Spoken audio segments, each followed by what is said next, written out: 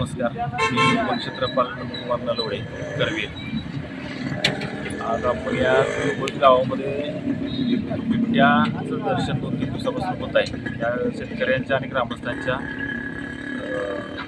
सूचनेवरून आपण जागेवर जाऊन पाहणी करून आलो. आमचा स्टाफ गेली 2 दिवस त्याच्या गस्तीवर आहे.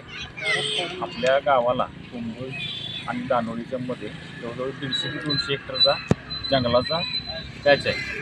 त्यामुळं बिबट्या असणं काही नवीन नाही, परंतु आता ग्रामस्थांना हे बिबट्याचं नवीनच दर्शन झाल्यामुळं ग्रामस्थांना त्याच्याबाबतच्या काही गोष्टी माहीत नाहीत.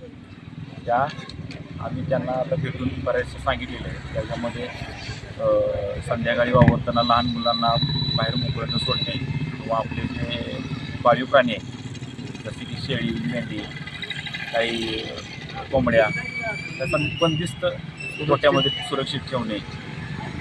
हा बिबट्या पूर्ण वाढ झालेला असल्यामुळे त्याचं एकाच ठिकाणी 2-3 दिवस आल्यानंतर 3-4 दिवशी तिथं राहिली अशी गॅरंटी नसते. रात्री बऱ्याच ठिकाणी फिरत असतो आणि हे 4-5 गावांच्या मध्ये डोंगर आणि जंगल असल्यामुळं आसपासच्या गावात पण याचं दर्शन होण्याची शक्यता आहे. जंगलात काय आता त्याला एवढ्या शिकार भरपूर प्रमाणात आहे असं म्हणण्यात गोष्ट नाही.